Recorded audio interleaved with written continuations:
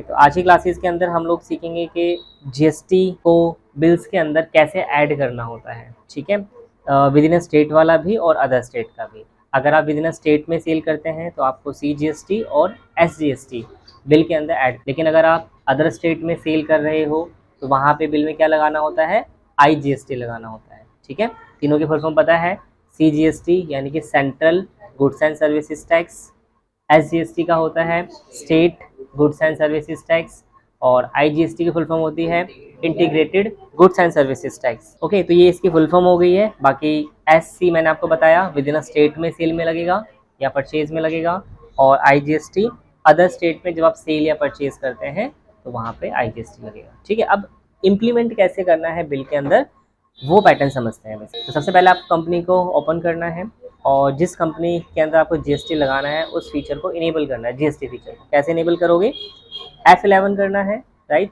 और कंपनी हमारी यही है, तो यहाँ पे ऑप्शन आएगा टैक्सेशन के अंदर enable goods and services tax, इसको आपने यस कर देना है। और नीचे भी एक ऑप्शन आता है set alter company GST rate and other details, इसको भी आपने क्या करना है, यस करना है, ठीक है। तो यहाँ पे ये डिटेल्स वगैरह पूछ रहा है, GST वगैरह की डिटेल्स वगैरह, तो वो आपके पास है तो आप ऐड कर दिए। ऑब्वियसली बात है बिल में ऐड करोगे तो होगा। तो एक आता है यहाँ पे HSN कोड और SAC कोड रिलेटेड डिटेल्स। जैसे मान लीजिए आपके पास एक ही आइटम है, लाइक आपका मोटरसाइकिल का काम है, आप वो सेल परचेज कर, तो अब उसमें एक ही HSN कोड होगा, क्योंकि HSN कोड का मतलब होता है हर एक आइटम का, आइटम वाइज कुछ कैटेगरीज बना रखी है GST के अंदर गवर्नमेंट ने। तो इस टाइप के आइटम का जो है सेम HSN कोड होगा। जैसे मान लीजिए गाड़ी है, उसका एक जैसा HSN कोड होगा, मोबाइल फ़ोन है उसका अलग होगा, कंप्यूटर है उसका अलग होगा, टेलीफोन है, इस तरीके सबके अलग अलग बेसिकली होते हैं, ठीक है। तो अगर आपके पास मिक्स आइटम है तो फिर आप क्या करेंगे, यहाँ पे रेट सेट नहीं करेंगे। अगर आपका एक ही टाइप का काम है तो उसका HSN कोड क्या होगा, सबका एक जैसा होगा, तो फिर आपने यहाँ पे क्या करना है, रेट सेट कर सकते हैं, स्पेसिफाइड डिटेल है। फिलहाल मैं इसको नो कर रहा हूँ, ठीक है, तो इसको नो कर दिया। मेन आपने ऊपर वाला यस करना है, और ये एंट्री यस करने के बाद ये अपनी डिटेल पूछ रहा है। जैसे दोबारा मैं बैक कर रहा हूँ, आप जब ऊपर वाले को ना यस करेंगे और एंटर करेंगे तो डिटेल मांगेगा यहाँ पे। अब ये कौन सी डिटेल मांगेगा, आपकी कंपनी की डिटेल मांगेगा, ठीक है। तो यहाँ पे आपने स्टेट यानी आपका जो GST रजिस्ट्रेशन है वो किस स्टेट का है। आप दिल्ली में बिजनेस कर रहे हैं तो ऑब्वियसली बात है दिल्ली से होगा, यहाँ दिल्ली ले लेंगे। कोई अदर स्टेट का है तो वो ले लोगे। फिर नेक्स्ट आता है इसमें रजिस्ट्रेशन टाइप। ये 3 टाइप के होते हैं, रेगुलर, कंपोजिशन और रेगुलर सीज। अब फ़र्क क्या होता है, लगभग ये और ये सेम है, कंपोजिशन थोड़ा डिफरेंट है आपका। तो रेगुलर कंपोजिशन में क्या डिफरेंट होता है, जिसका बिजनेस काफ़ी पुराना होता है, जिसकी ट्रांजेक्शन ज़्यादा होती हैं, ठीक है, ज़्यादा बेसिस पे उसका रेवेन्यू जिसका ज़्यादा हो, तो उनको क्या रजिस्ट्रेशन लेना होता है, रेगुलर। और कंपोजिशन होता है जो बिल्कुल नया स्टार्टअप करते हैं, क्योंकि उनके ट्रांजेक्शन कम होंगे, ठीक है, सेल्स परचेज कम होगी, तो उनके लिए क्या होता है, कंपोजिशन होता है, ठीक है। अगर आप नया स्टार्टअप कर रहे हैं, नया बिजनेस है, तो फिर स्टार्टिंग में वो लोग क्या करते हैं, कंपोजिशन रजिस्ट्रेशन करवाते हैं। बाद में धीरे धीरे जैसे आपकी ट्रांजेक्शन बढ़ती रहती है, आप GST रिटर्न करते रहते हो और गवर्नमेंट को लगता है कि भाई इनकी ट्रांजेक्शन ज़्यादा हो रही है, इस रेंज के अंदर हो रही है, तो फिर गवर्नमेंट उसको क्या करती है, रेगुलर में कन्वर्ट कर देती है, ठीक है। जैसे लाइक बिल होता है इलेक्ट्रिसिटी बिल, आपने 1 किलोवाट का लिया, बिल आपके ज़्यादा आ रहे हैं तो 2 किलोवाट का हो जाएगा, और ज़्यादा आ रहा है 3 किलोवाट का, 4 किलोवाट का हो जाएगा, ठीक है। वैसे यहाँ पे आपका होता है। तो स्टार्टिंग में कंपोजिशन और आगे ट्रांजेक्शन ज़्यादा होगा तो रेगुलर। फिलहाल मैं ले रहा हूँ रेगुलर, क्योंकि ज़्यादातर लोगों का रेगुलर ही होता है, ठीक है। उसके बाद यहाँ से आता है एक्सेस फॉर अदर टेरिटरी, जैसे यूनियन टेरिटरी के भी स्टेट्स होते हैं, ठीक है, तो वहाँ पे भी आपको डील करना है तो यस कर देंगे, अदरवाइज नो कर दीजिए। फिर यहाँ पे GST नंबर आपको डालना है, किसका, अपनी कंपनी का डालना। ध्यान रखना यहाँ पे जो हम डिटेल्स मेंशन कर रहे हैं ये हम अपनी कंपनी का मेंशन कर रहे हैं, तो आपको यहाँ पे GST नंबर अपनी कंपनी का डालना है। तो यहाँ पे आप जो है GST नंबर ऐड कर दीजिए। तो पहले स्टार्टिंग में हमें डालना होता है स्टेट कोड। जैसे दिल्ली का जो GST स्टेट कोड है ना वो 07 है, लेकिन वैसे जो पिन कोड है वो 011 है, ठीक है। जो वैसे नंबर है वो 011 है, लेकिन GST के हिसाब से 07 है, हर एक स्टेट का अलग है। उसके बाद ना कंपनी का 10 डिजिट नंबर डालना होता है, पैन कार्ड नंबर डालना होता है, ठीक है। तो मैंने यहाँ पे AADCE और 9043K1ZF। तो क्या होता है, स्टार्टिंग के जो 2 डिजिट हैं वो स्टेट कोड होते हैं। उसके बाद यहाँ पे आपका 10 डिजिट का जो पैन नंबर होगा आपका, ठीक है। उसके बाद फिर आता है एंटिटी कोड या बैंक चेक डिजिट कोड आता है। तो लास्ट में जो आपका है ना ये 1ZF, ये अलग कोड होता है, यानी ये रजिस्ट्रेशन के टाइम में फिर आपको मिलता है। तो पूरा इस तरीके से आपका बनता है पैटर्न। इसके बाद हाँ 1ZF, बाकी आप जब नया रजिस्ट्रेशन लेंगे तो आपको अलग जीएसटी नंबर मिलेगा, तो वो आपको यहाँ मेंशन करना है। अब यहाँ पे पूछ रहा है कि जो आप जीएसटीआर रिटर्न करोगे, जीएसटीआर का मतलब क्या होता है, goods and service tax return, R यानी कि रिटर्न करना, रिटर्न मतलब वापस नहीं मिलेगा, रिटर्न मतलब गवर्नमेंट को जो हम टैक्स भरते हैं उसको रिटर्न करना बोलते हैं, ठीक है। और नॉर्मल जो बिजनेस को जीएसटीआर 1 होता है। तो ये पूछ रहा है कि आपको कैसे भरना है, मंथली भरना है या क्वार्टरली भरना है। मंथली मतलब हर महीने आपको पे करना होगा गवर्नमेंट को जो भी आपका टैक्सेशन बनेगा, और क्वार्टरली यानी कि 3 महीने में आपको एक बार पे करना होगा, ठीक है। तो जिनका ट्रांजेक्शन कम होता है वो क्वार्टरली लेते हैं, जिनका ट्रांजेक्शन ज़्यादा होता है वो लोग मंथली लेते हैं, ठीक है। तो मैं फिलहाल मंथली लेता हूँ। फिर यहाँ से पूछ रहा है ई इनवॉइस, ये ई इनवॉइस का नया फीचर आया है। ये मतलब डायरेक्टली आपका इसके लिए आपका भी लाइसेंस वर्जन पे काम नहीं करेगा, लाइसेंस वर्जन पे काम करेगा, एजुकेशन में काम नहीं करेगा, तो इसको फिलहाल नो रखते हैं। और ई वे बिल जो होता है ना, ये भी इंटरेस्टिंग है। ये क्या करता है ई वे बिल, ये जैसे अगर आप लाइक गुड्स को ट्रांसपोर्टेशन के थ्रू भेज रहे हो, ट्रक में, टेम्पू में, तो क्या होता है कि वहाँ पे हमें ना ई वे बिल जनरेट करना होता है। उसमें वेट के हिसाब से चीज़ें समान होती है कि कितना वेट आप कितना कहाँ लेके जा रहे हैं, ताकि बीच में ट्रैफिक पुलिस वाला ना रोके। अगर रोके तो दिखा सकते हैं कि भाई ये सामान है, मैंने टैक्स भरा हुआ है, ठीक है। तो उसके लिए यानी ई वे बिल कहाँ चाहिए होता है, जब हम चीज़ों को ट्रांसपोर्ट के थ्रू कहीं भेजते हैं, यानी कि सेल करते हैं। लेकिन जो नॉर्मल आपके ये होते हैं ना, जो अमेज़न वाले जो आपके डिलीवरी बॉय होते हैं, उन पे नहीं लगता है। कोई कंपनी किसी कंपनी को माल भेज रही है टेम्पू में, ट्रक में, ठीक है, तो वहाँ पे आपको क्या देना होता है, ई वे बिल जनरेट करना होता है। और ये ऑनलाइन होता है बेसिकली, एक जीएसटी की गवर्नमेंट की वेबसाइट पर डायरेक्टली जाकर के आप ई वे बिल जनरेट कर सकते हैं। उसमें आपको जीएसटी नंबर चाहिए होगा, किस कस्टमर को आप बेच रहे हो उसका जीएसटी नंबर चाहिए होगा, और क्या क्या सामान है उसका सारा डिटेल चाहिए होगा बस, ठीक है। और किस गाड़ी से जा रहा है उस गाड़ी की डिटेल भी होती है, ठीक है, इस गाड़ी से ये सामान जा रहा है, तो ये चीज़ें आपको चाहिए होती है, उसके बेसिस पे आप ई वे बिल जनरेट कर सकते हैं। फिलहाल मैं इसको अभी नो कर रहा हूँ। तो डेट्स इट कि आपने इनेबल कर लिया, ठीक है। अब आपने इसको एक्सेप्ट कर लो कंट्रोल ए करके, डेट्स इट। तो अभी हमने सिर्फ और सिर्फ क्या किया है, फीचर को इनेबल किया है जीएसटी को। अब आपने क्या करना है, आपको लेजर्स क्रिएट करने हैं। जैसे क्या होता है, जब हम सेल करेंगे, परचेज़ करेंगे, तो वहाँ पे हम जीएसटी लगाएंगे। अब आप सोचो, जब हम परचेज़ करेंगे तो वहाँ भी सी जीएसटी लगा रहे हो, एस जीएसटी लगा रहे हो, और जब सेल करेंगे तो वहाँ भी लगाएंगे। तो हम क्या करेंगे, मिक्स ना हो उसके लिए ना हम 2 तरीके से बनाएंगे। जैसे सी जीएसटी एक इन बना देंगे, एक सी जीएसटी आउट बना देंगे। इससे फ़र्क क्या रहेगा, इससे हमें पता लगेगा इन यानी कि टैक्स हमारे पास आया है, और आउट का मतलब है टैक्स हमारी तरफ से गया है। तो इससे हमें फ़ायदा ये रहेगा कि भैया जो इन आया है, इन में से जीएसटी इन में से जीएसटी आउट को माइनस कर देंगे, ताकि बाद में हम फिर गवर्नमेंट को पे करने में ईजी रहे, है ना। जैसे मैंने आपको कैलकुलेशन का बताया था, क्या करते हैं, कैसे आप करना होता है, जो भी आपका सेल टैक्स होता है वो आप माइनस करते हो परचेज टैक्स में से, तो फिर जो अमाउंट बचता है वो आपको गवर्नमेंट को रिटर्न करना होता है, राइट।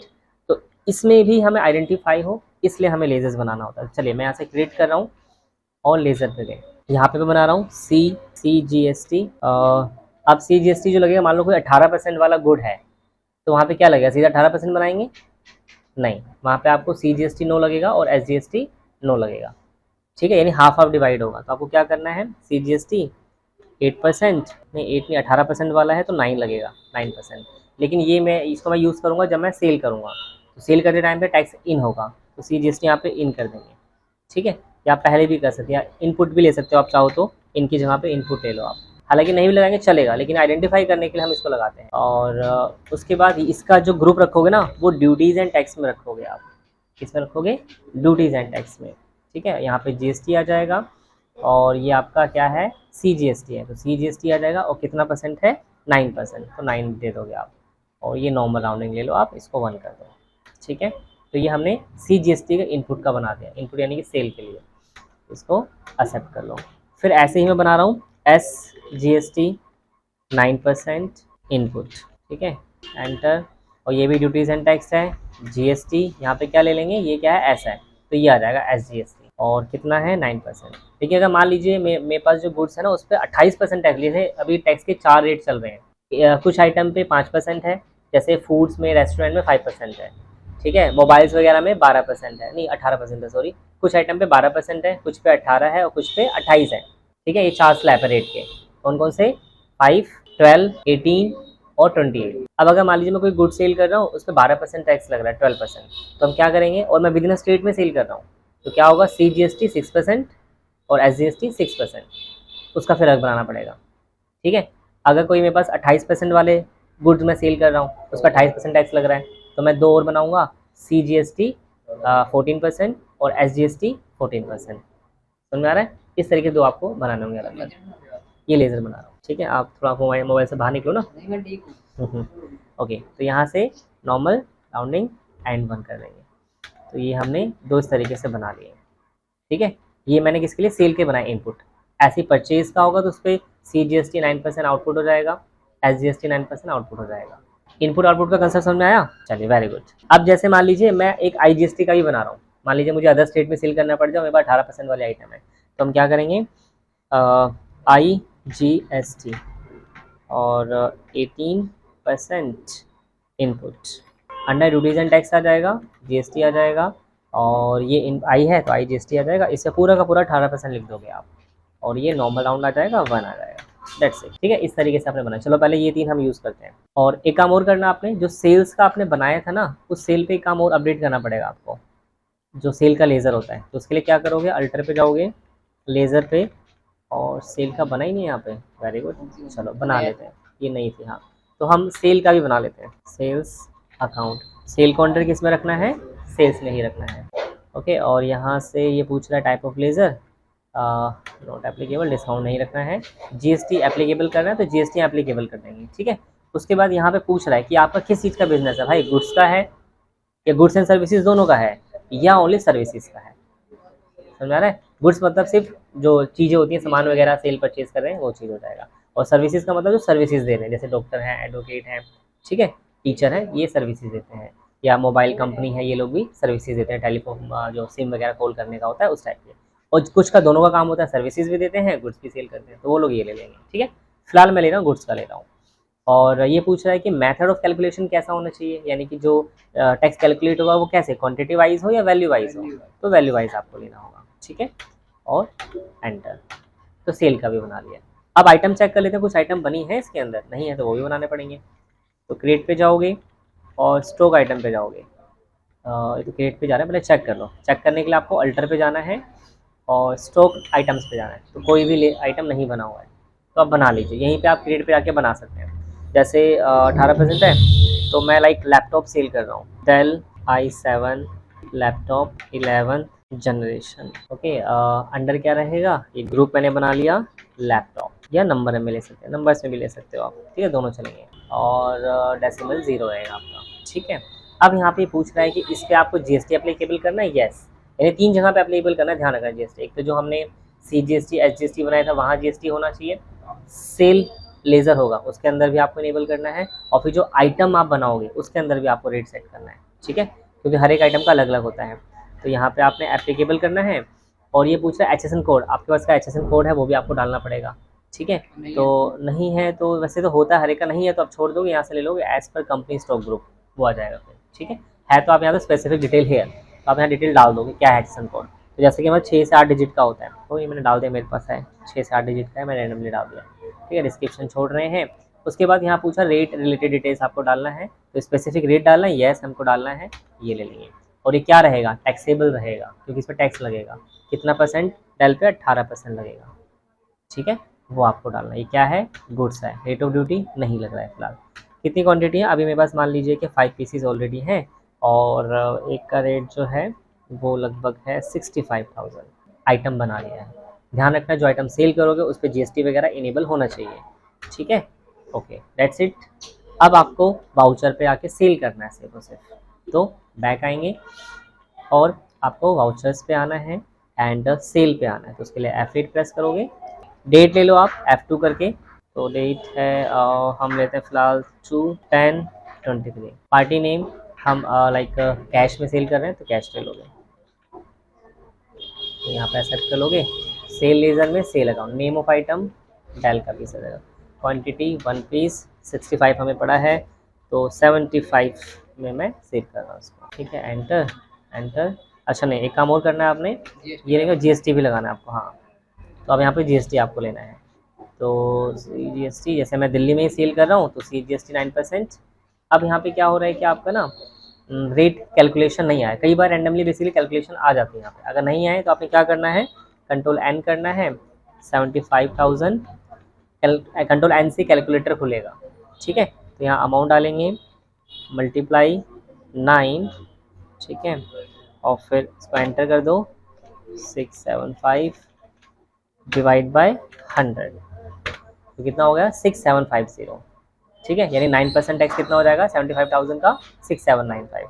तो आपने इसको दोबारा कंट्रोल एन करना है और 6795, ठीक है ना, 6750, सॉरी 6750, 750 ये डाल दोगे। फिर ऐसे ही SGST ये लेना है आपको, सी हो गया SGST, तो यहाँ भी सेम 6750 एंटर। इस तरीके से आपको ये बनाना है। तो आप देखेंगे 75,000 ये है, प्लस टैक्स ऐड हो गया, तो टोटल 88,500 आपको पे करना है, यानी कि कस्टमर आपको पे करेगा, सेल कर रहे हैं आप इसलिए यहाँ पे कर रहे हैं। अब इसका आपको बिल चेक करना हो तो कैसे चेक करोगे, पेजअप करना है आपको, ठीक है, ओनली नॉर्मल पेजअप करना है, सॉरी कंट्रोल नहीं, नॉर्मल पेजअप करना है। उसके बाद यहाँ पे लास्ट जो एंट्री की होती है वो दिखा देता है। अब प्रिंट के लिए क्या करना है, ऑल्ट पी और फिर या सीधा कंट्रोल पी कर सकते हो, ठीक है, करंट का। और प्रीव्यू आप यहाँ चेक करेंगे तो बिल में यहाँ पे मेंशन हो जाएगा, आप देख सकते हैं ये रहा, CGST इनपुट 99% अमाउंट आ गया, ठीक है, यानी इनपुट का मतलब ये टैक्स जो है हमारे पास आया है। जब परचेज करेंगे तो सेम क्या आ जाएगा, अब इसको मैं आपको नेक्स्ट क्लास में बताऊंगा कि परचेज में कैसे लगाना है, ठीक है, क्लियर। अब इसको प्रिंट करके आप कस्टमर को दे सकते हैं। तो ये आपका हो गया प्रॉपर पक्का बिल आपका हो गया, यानी GST वाला बिल हो गया, क्लियर। नेक्स्ट देखते हैं इसमें कि IGST बिल्स में कैसे ऐड करना होता है। जैसे अभी हमने सीखा कि SGST और CGST हम बिल्स पे कब ऐड करते हैं, जब हमें विद इन स्टेट के अंदर सेल करना होता है।